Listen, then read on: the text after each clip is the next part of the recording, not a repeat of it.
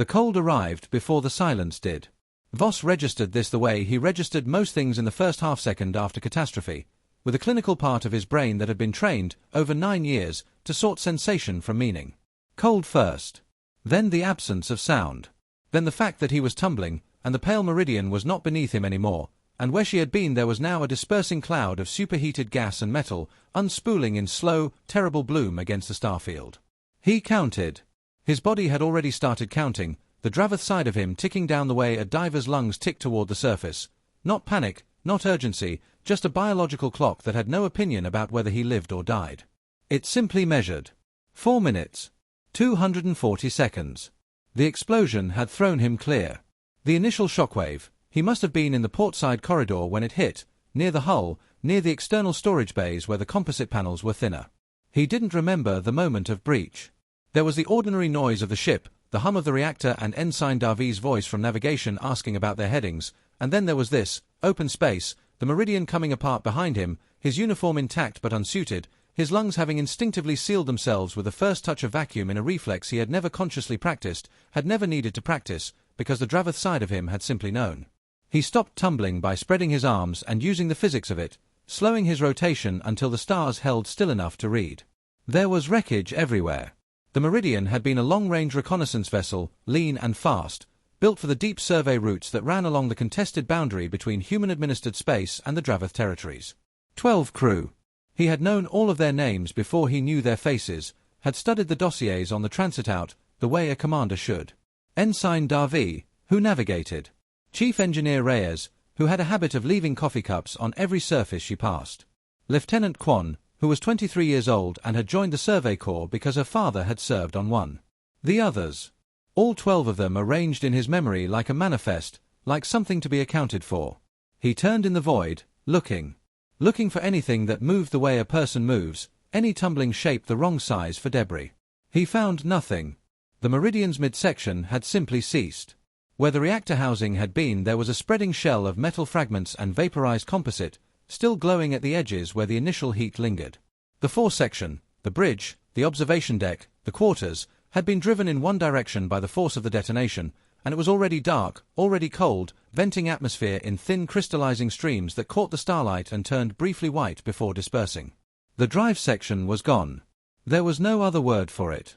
The aft of the ship, where the engines lived, where the fuel reserves lived, had simply been erased. He made himself stop looking for the crew. There was a discipline to this, one of the first things the Survey Corps had taught him, one of the first things he had already known somewhere older than training. The discipline of not spending your remaining seconds on what is already finished. 190 seconds. The Draveth instinct, which was not instinct, exactly, not in the way he had instincts for hunger or sleep, but something more fundamental, something that lived below thought in the architecture of his nervous system, was already orienting him. He was aware of the gravitational field the way he was aware of the direction of his own heartbeat. It was simply there, a fact of the world as basic as up and down, and right now it was pointing him not toward any of the 3 human-registered beacons he knew were within a half-parsec, but toward something denser. Something closer. He knew what it was. He had seen it on the survey charts. A Draveth station, half-constructed by human intelligence estimates, positioned at the gravitational apex of a binary dwarf system that human navigators avoided because the mathematics of the transit were unpleasant. He had noted it in his logs. Station. Draveth. Class unknown. Avoid. 160 seconds. He began to move. There was no propulsion. There was only his body, and the Draveth body remembered things the human mind had never learned, how to use the differential in gravitational pull as a kind of current, how to orient mass and movement to bleed velocity from one field and draw it from another. He had never done this consciously. He had read about it, once, in a xenobiology briefing that had spent 2 paragraphs on Draveth spatial navigation before moving on to other things. He had not thought it applied to him. He had thought of himself as someone who happened to have Draveth DNA the way some people happened to have a blood type that required special notation. He thought, now, that he had been spectacularly wrong about this. His body moved through the debris field with an efficiency that had nothing to do with training. He passed a section of hull plating and his hand found its edge without his eyes directing it, used it to redirect his vector, spun off into the open dark on a trajectory his nervous system had calculated before he'd had time to form a conscious intention. Behind him the wreckage of the Meridian continued its slow dispersal, a death that would last for hours after the dying was already done. 110 seconds. He thought about Chief Engineer Reyes. He thought about the coffee cups. Then he stopped thinking about her, because the discipline required it, and because he could not afford to spend the next minute and 50 seconds on grief. He could only afford to move. The first minute passed the way the last minutes of anything pass, faster than it should, slower than you can stand. He was aware of the cold as information rather than sensation. The Draveth physiology that allowed him to survive vacuum did so partly by suppressing the nerve signals that would otherwise be screaming about temperature, not eliminating them, but filing them away for later, for when there was a later. He knew from the briefings that Draveth deep space workers sometimes came in from an EVA with frostbite they hadn't noticed until they were sealed back in an airlock. He knew his fingertips were already compromised. He knew this and filed it. 80 seconds. The station was visible now. Not to his eyes, not yet, it was too far for eyes, but to the gravitational sense, which rendered it not as an image but as a weight, a presence, a direction that had more pull and more certainty than any of the directions pointing toward human space. He had the peculiar experience of knowing exactly where he was going while being unable to see it, which was perhaps the most Draveth thing he had ever felt, and there was no room to think about what that meant. He kept moving. 60 seconds. He ran the math out of old habit. He was moving. He was moving toward the station. He was moving too slowly to reach the station. The math was simple and the math was bad, and he knew it before he finished the calculation, and he kept moving anyway because what else was there to do? Stop? Float. Let the clock run to zero in the middle of the debris field with nothing resolved and no one knowing what had happened to the Pale Meridian and her 12 dead crew. He kept moving. 40 seconds. The station appeared. Not as a point of light, at first, as a different quality of darkness, a solidity against the starfield that grew its shape slowly, the way a thing emerges from fog, gaining detail as he closed the distance with a speed he couldn't entirely account for. There were lights along its outer hull. Not the white and green of human-built stations, but something warmer, amber and deep violet, arranged in patterns he found he could read without knowing why he could read them, active, operational, inhabited. 20 seconds. He was close enough now that the station's gravity was genuinely affecting his trajectory, pulling at him in a way that the Draveth sense found immediately and leaned into, and he let the pull guide him toward the outer hull with a complete absence of panic he suspected was itself a Draveth trait, because any human part of him should have been screaming. 10 seconds. The hull came up very fast. His hands found purchase, a recessed channel in the outer plating, exactly where the Draveth sense had told him it would be, and he caught himself, pressed against the station's skin, felt the faint vibration of systems running on the other side of the metal, and breathed. He breathed. Not because his lungs had been operating, they had been locked and sealed for 3 minutes and 50 seconds by something in his biology he had never fully understood, but because there was a seam in the hull above him, a pressure differential, the faintest mist of breathable atmosphere venting from an imperfect seal, and his body found it the way a drowning man finds the surface. He pressed his face to the seam and breathed. The cold came back first. Then the pain. The external maintenance hatch was 7 meters to his left. He knew this the way he knew which way was down, without reasoning about it, without finding any evidence. He moved to it. His hands were not working correctly, the frostbite having progressed further than he'd filed it, but the hatch controls were recessed in a housing he could operate with his palms, and they were intuitive in a way that no human interface had ever been intuitive to him, a way that felt less like familiarity and more like recognition. The hatch opened. He fell inside. The cycle took 30 seconds. He lay on the deck of the airlock and breathed through the first real breath with a deliberateness that was mostly just stubbornness, coaxing his sealed lungs back to something like normal function while the pressurization hummed around him. When the inner door opened, he was already on his feet, or near enough. His legs held him. He had, he decided, been in worse situations, though at the moment he could not name one. The corridor beyond was not like any human station corridor he had ever been on. It was not, strictly, a corridor. It was a passageway, yes, but it followed a curve rather than a line, and the ceiling was higher than it needed to be, and the lighting was that amber violet that he had seen from outside, not installed as fixtures but grown from something in the wall material itself, bioluminescent strips that pulsed very gently, the way breathing pulses, in a rhythm he found not calming so much as correct. Like the seam's atmosphere and the hatch's controls, there was something about this space that registered to some part of him as familiar before anything conscious had the time to process it. He had approximately 1 second to take this in before the Draveth were there. They emerged from a branching passage ahead of him, 2 of them, and they stopped the moment they saw him. He had time to register their physical form. Bipedal, like him, taller by perhaps 15 centimeters, with a grey-silver skin and the multifaceted eyes and the secondary eyelid that humans always seem to find unsettling in pictures. He had seen pictures. He had read the xenobiology dossiers. He had not, and this was the fact that hit him hardest in that first moment, he had not understood that looking at them would feel like looking at a version of himself. They were wearing something that served the function of work clothes. They were carrying equipment he couldn't identify. They were staring at him with an expression that he could not quite read, not fear, not aggression. Something else. He opened his mouth to speak, in standard, because that was what he had, and one of them made a sound that stopped him. Not a word. A register below language, a low harmonic that his chest resonated to before his ears interpreted it. He had felt something like it once before, deep in a survey mission in a system with a particularly massive gas giant, the tidal harmonics of the planet picked up through the hull. It had made him feel, briefly and inexplicably, like weeping. The sound the Draveth made had the same quality.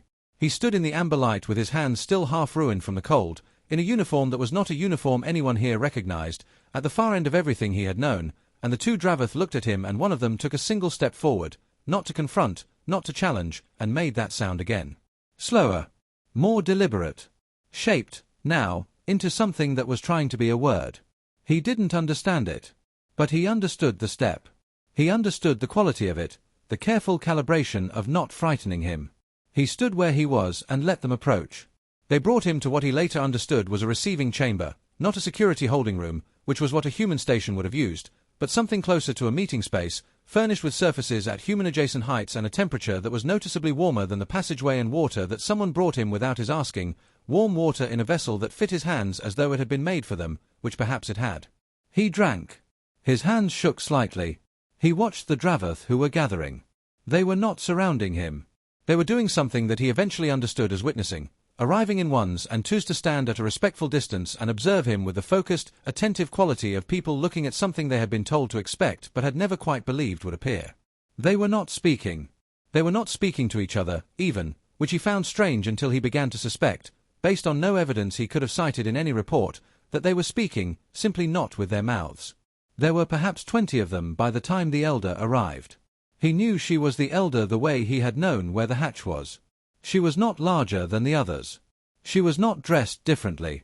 She was older, clearly. If Draveth aged the way the xenobiology dossier suggested, she was considerably older, the silver of her skin deepened to something almost luminous, the multifaceted eyes carrying a quality that he associated, without knowing why, with very long patience.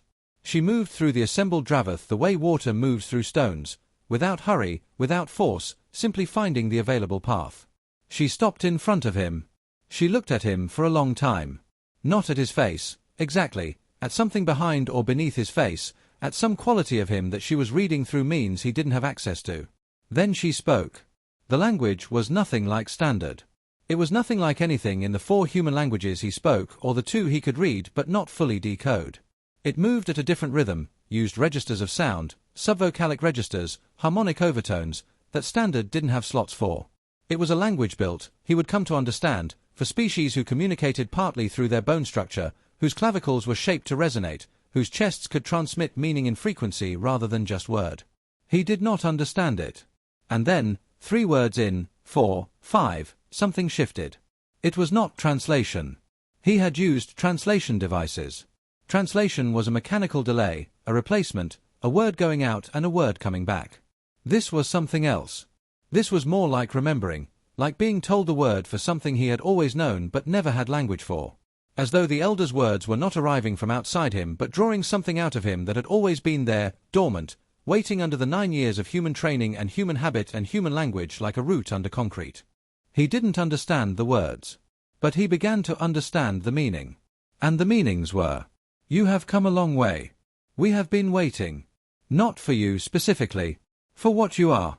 He sat very still and listened, and the understanding came not in a rush but in a slow tide, the way light comes through deep water, refracted, dispersed, arriving in pieces that assembled themselves only once they had all arrived.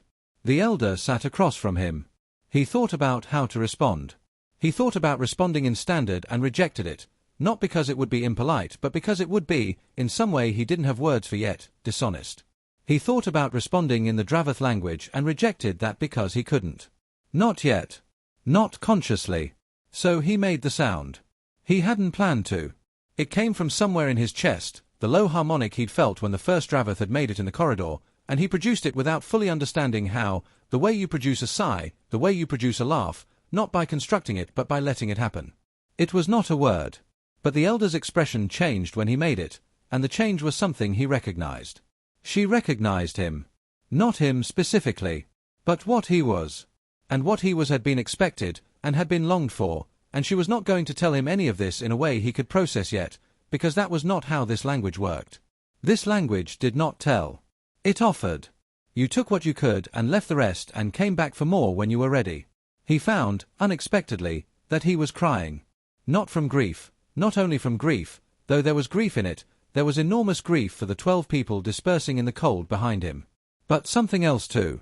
Something that had no name in Standard and was only now acquiring a name in the language he was growing back, molecule by molecule, like a limb he had not known was missing. The elder waited. She was very good at waiting.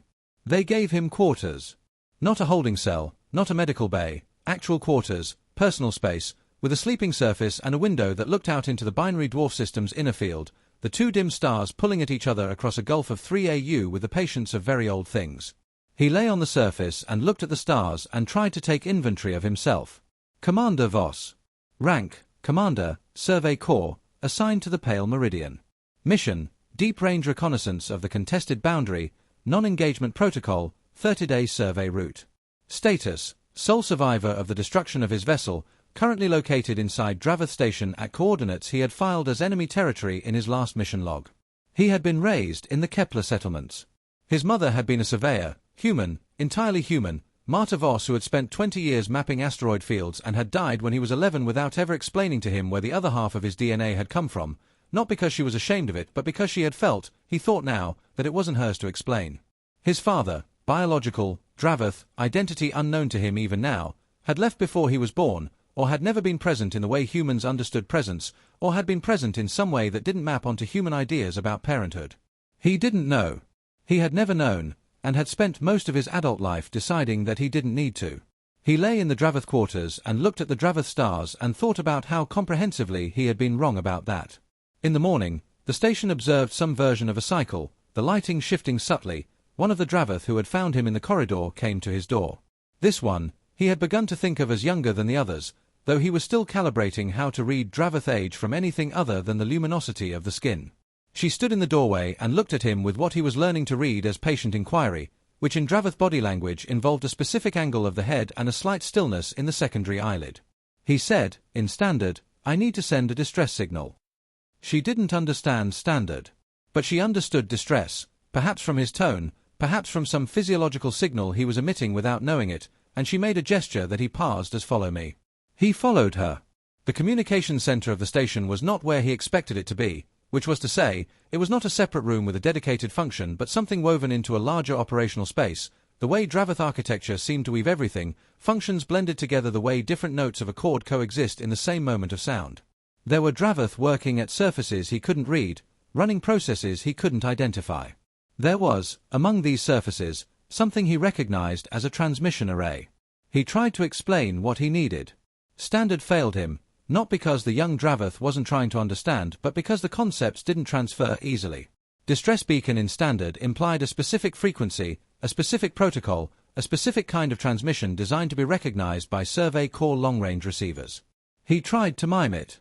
She watched him mime it with the attentive patience of someone watching a person try to describe a color they've never seen. Then the elder appeared. He had not heard her come in. He was beginning to accept that this was simply how it worked. The elder was present when she needed to be present and absent when she didn't, and the mechanism of this was probably related to the communication he was slowly learning to half understand, which appeared to function partly as a kind of distributed awareness. The elder spoke to the young Draveth. The young Draveth went to the transmission array and did something to it, a series of adjustments that took perhaps 40 seconds, and then stood back. The elder looked at Voss. He understood. It is done. He stood at the array and, without being entirely certain it would work, recited the Standard Survey Corps distress code into the transmitter, the alphanumeric sequence he had memorized before his first mission 9 years ago, and then added, in a voice that came out flatter than he intended, "This is Commander Voss, sole survivor of the Pale Meridian, registration MC-7741. Vessel destroyed, cause unknown, crew of 12 presumed dead. I am currently located at the Draveth station at coordinates," he gave the coordinates, "and I am uninjured.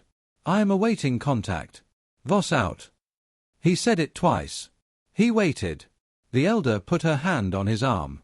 Not in comfort, exactly, or not only in comfort. In something closer to acknowledgement. The recognition that something had happened and that it mattered. He put his hand over hers. They stood like that for a moment, in the amber light, among the Draveth who were working and living and doing the ordinary things that people do in the ordinary hours, and he thought about 12 people who were not doing anything anymore, and he let that be true, and he did not try to file it away. He spent 4 days on the station before the language came properly. It did not arrive all at once. It arrived the way he had arrived at the station, moving toward a gravitational anchor, faster than he expected, guided by something in him that was not entirely conscious. The elder spent 3 hours each morning with him. Not teaching, exactly. Offering. Placing words and sounds and harmonics in front of him and waiting to see which ones he reached for. When he reached for one, she would take it and turn it and show him the other sides of it, the way you might turn a stone in the light to show someone that it contains color they missed on first look. He learned, in those 4 days, that the Draveth word that most closely translated to home was not a word at all.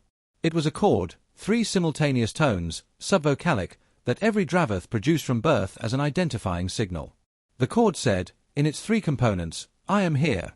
I have been here. I intend to be here. The resonance of those 3 components in a shared space was what Draveth called home. He learned that the station was called, in translation, the place that holds. He learned that there was a Draveth term for what he was, for a Draveth-born individual raised outside Draveth culture, and that the term was ancient, that it had existed for a long time, that it was not a term of contempt or pity. It translated, approximately, as the one who walks back. The implication being not that they had gone away but that they had never arrived, and were now in the process of arriving. The elder told him this on the 3rd day. He sat across from her in the receiving chamber where they had first met, and he understood her, not perfectly, not fluently, but enough to know that what she was saying was also a statement about him specifically, about this moment, about the fact that she had known something like him would come eventually and had lived long enough to be here when he did. He asked her, haltingly, in her language, with long pauses where he lost the thread and had to find it again, why they had not been afraid of him. Why they had not treated him as a human soldier in enemy space. She answered, because you are not enemy. You are late. He sat with this for a long time. On the 4th day he walked the station on his own.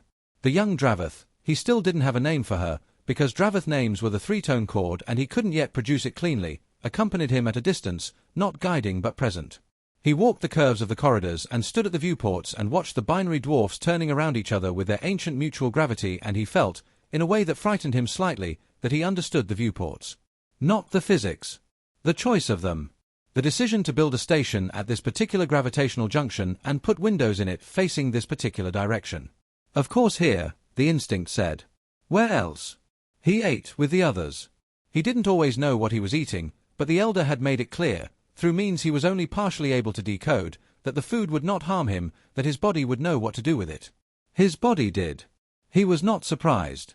He was sitting at the communal table on the 4th evening when a sound came through the station's communication system that he recognized.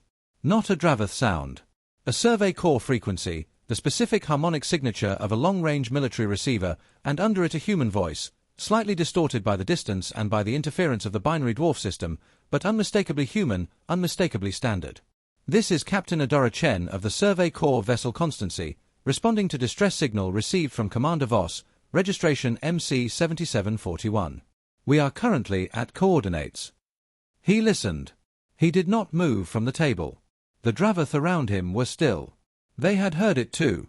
The Constancy had positioned itself at the edge of the station's designated perimeter, the boundary that human charts marked as the beginning of Draveth territory, which from the station side appeared simply as open space.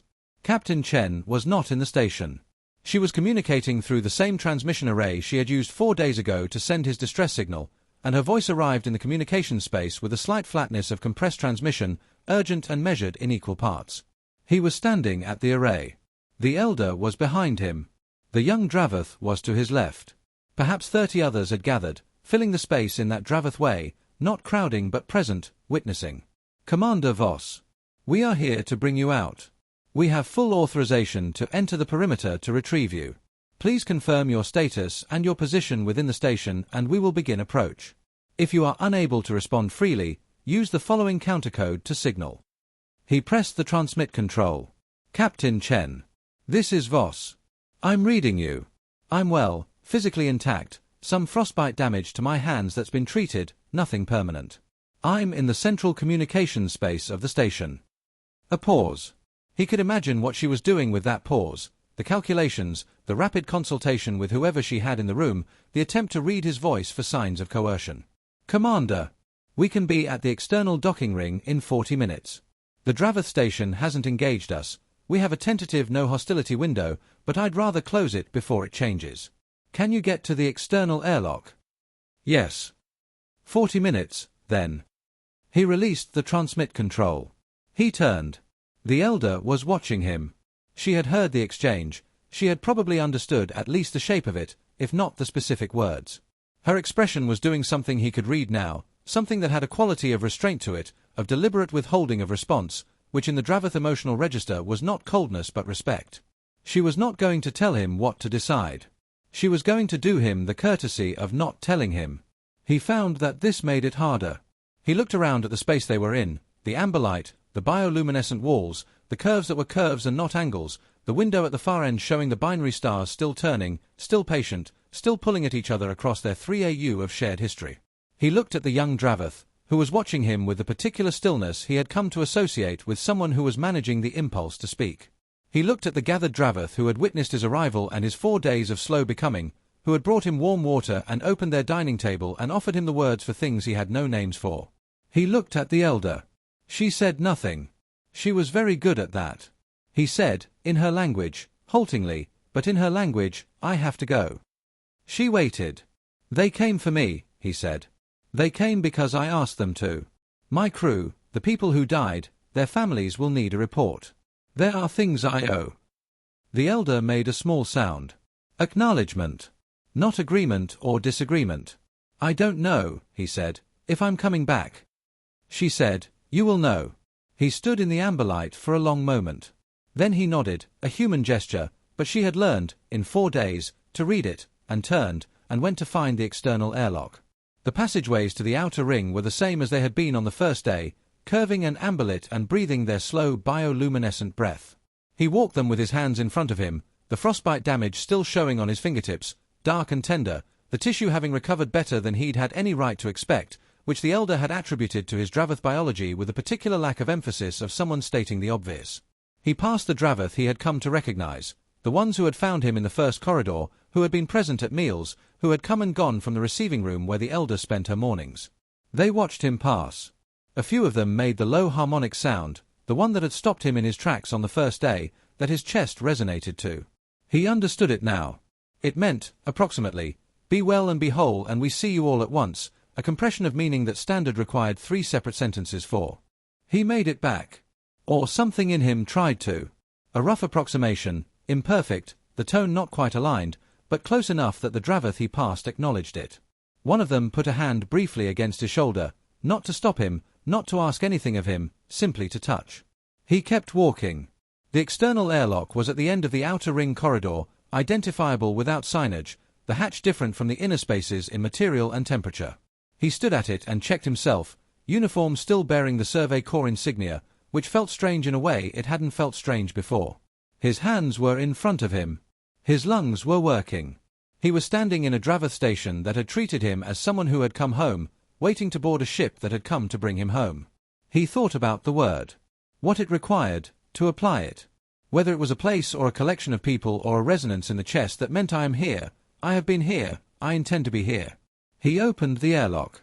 The Constancy was docked at the external ring. Captain Chen had been precise. It was exactly 40 minutes from her transmission, the ship's silhouette familiar and strange at once, the white and green running lights the color of his entire career pressing against the amber of the station like 2 different qualities of light trying to share a wall. The docking collar was extended. The seal was good. He cycled through. Captain Chen met him in the Constance's airlock, a compact woman in her late 40s with the careful face of someone who has been told to retrieve a potential hostage and has found the situation more complicated than briefed. She looked at him. He looked at her. She extended her hand. He shook it. His damaged fingertips registered the pressure distantly. "Commander," she said. "Captain." She searched his face for something. He was not sure what she found. "Can you walk?" "Yes." "Medics waiting in compartment 3. We can debrief once you're cleared." He nodded. He followed her through the lock and into the Constance's corridor, which was narrow and white-lit and angular and smelled of recycled air and the particular mixture of cleaning compound and machine oil that every Survey Corps vessel seemed to carry in its walls. It was familiar. He had spent 9 years in spaces that smelled like this. They were 3 steps into the corridor when he stopped. Chen stopped too. She turned. She looked at him. He stood in the Constance's hallway and did not speak for approximately 10 seconds. She waited. She was a good officer, she didn't rush the silence. Then he said, "I need a minute." She said, "Take it." He turned. He walked back to the docking lock and threw it and stood in the collar. Neither ship, neither station, the thin tube of pressurized air that connected them, the no man's land between 2 worlds. He looked at the inner seal of the station's side of the collar. Beyond it was the airlock, and beyond the airlock was the amber corridor, and at the far end of everything the elder was sitting in the receiving room where she sat each morning, probably, waiting with the patience of something very old. He stood in the collar for a long time. Then he turned back to the Constance's side. He walked through. He let the lock cycle close behind him. He walked down the angular white corridor toward compartment 3, where the medic was waiting, and the debrief would come after, and the report, and the long process of accounting for 12 people and a ship. He walked. His hands were in front of him. His lungs were working. He thought about the binary stars through the viewport, pulling at each other. He thought about the word late, not the opposite of early but the opposite of never. I am late. You are late. Something waited, and now you have arrived. The door was open the whole time. He walked down the corridor. Behind him, not through any transmitter, not through any device, not through any medium that the Constance's instruments would register or that any Survey Corps technician scanning the recording would find evidence of, the elder's voice arrived in the space behind his sternum, in the frequency below language, in the chord that required no air. You will come back. They always come back. He stopped walking. Just for a moment.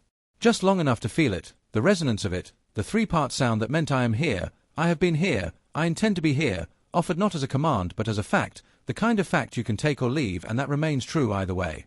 Then he kept walking.